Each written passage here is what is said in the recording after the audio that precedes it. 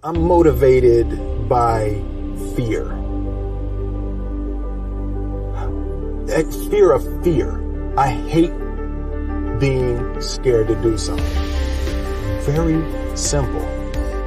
This is what I believe, and I'm willing to die for it. Period. You can't be scared to die for the truth. The truth is the only thing that's ever going to be constant. And you can't fear what might happen to you if you were to tell the truth. Because what happens to you if you don't tell the truth is worse than telling the truth will ever be. The first step before anybody else in the world believes it is you have to believe it. There's no reason to have a plan B because it distracts from plan A.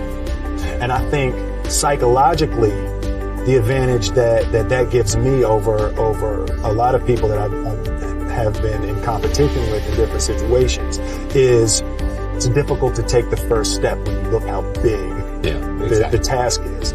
The task is never huge to me. It's always one brick.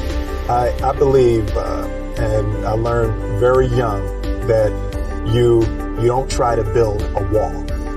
You don't set out to build a wall. You don't say, I'm going to build the biggest, baddest, greatest wall that's ever been built. You don't start there. You say, I'm going to lay this brick as perfectly as a brick can be laid.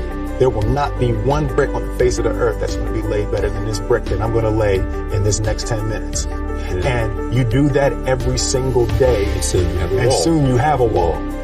I've never really viewed myself as particularly talented. Where I excel is ridiculous, sickening work ethic. You know, while the other guy's sleeping, I'm working. While the other guy's eating, I'm working. The separation of talent and skill is one of the greatest misunderstood concepts for people who are trying to excel, who have dreams that want to do things. Talent you have naturally. Skill is only developed by hours and hours and hours of beating on your craft. I always knew that I could work hard enough. There wasn't an issue with discipline, or there wasn't an issue with the ability to sacrifice or the willingness to sacrifice. There's no easy way around it. No matter how talented you are, your talent is going to fail you if you're not skilled. You know, if you don't study, if you don't work really hard and dedicate yourself to being better every single day. This one year, my father had his shop, and he decided for whatever reason that he wanted a new wall on the front of his shop. So he tore down probably about 16 feet high and probably about 30 feet long. He just completely tore the wall down, and my brother and I had to dig a 6-foot hole. For the foundation. We would mix in the concrete by hand. A year and a half. We were building this wall for a year and a half. Every day after school, we would come and mix in concrete, putting it in the hole, doing it. And it was just myself and my little brother. And I remember standing back, looking at that wall, saying, there's going to be a hole here forever. A year and a half later, we laid the final brick. And my father stood back with my brother and I know he planned this. He says he didn't, but I know he had been planning this and writing this for his for the past 2 years. But we stood back, we looked at the wall, and he looked at me and my brother and said, never tell me that you can't do something, and walked into the shop. As a child, my parents always told me you could be whatever you want to be. You could do whatever you want to do. And you know, that office, that position, the highest office on the face of the earth, it was something I heard my parents saying it, but I didn't totally believe it. Yet I went out in the world and I carried myself and I held my head high and I stood there and I looked people in their eyes and I talked to people as if I was deserving of everything that this planet has to offer. I really want to say to children out there and to people who are watching, Confucius said one time, he who says he can and he who says he can't are both usually right. having the opportunity to study greatness. And anytime you have that opportunity, there are certain intricacies that will make clear who you are. It becomes that much more clear who you are. The definition of who I am is very clear to me, and it also redefines who I want to be.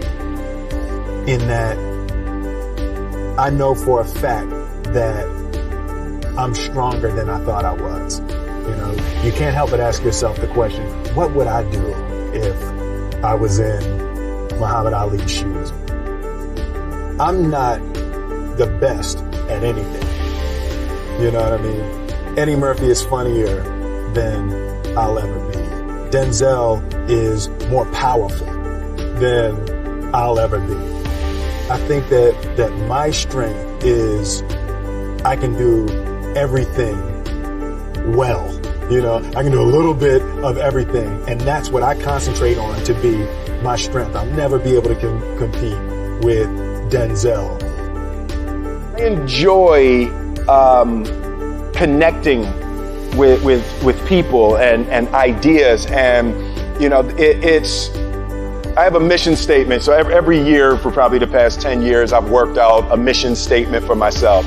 And for the last few years, the mission statement has stayed the same, and it's been improve lives, right? So when I go into something, I'm looking for how the quality of this piece could potentially improve lives. But it's all along the way. It's when you make the movie and how you're interacting with people in the process. And, you know, the concept of improving lives runs through the center of everything I do. And then I realized that the way to improve lives is to continually improve yourself, right? So with that, every morning when I get out of the bed, you know, I haven't fixed everything in the world yet, so there's always something to do.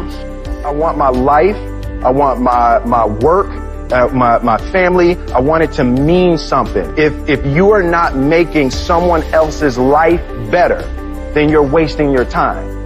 You know, like your life will become better by making other lives better. A few months ago, I said that I believe that if I chose to, I could be the president of the United States.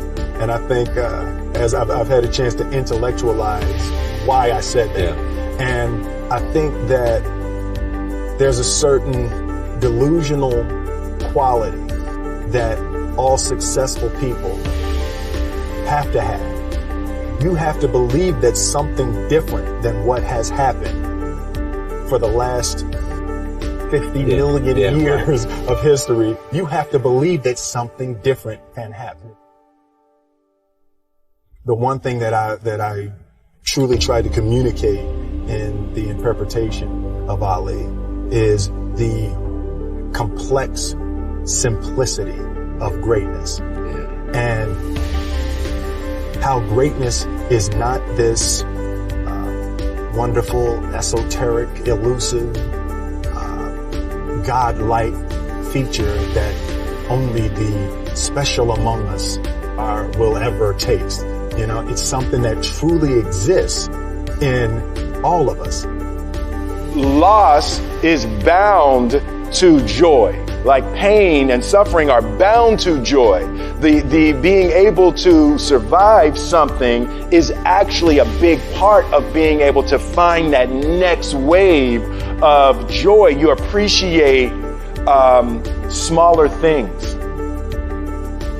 I hated being scared, you know, like that I didn't want to even take the meeting. I just hated that being scared to do something.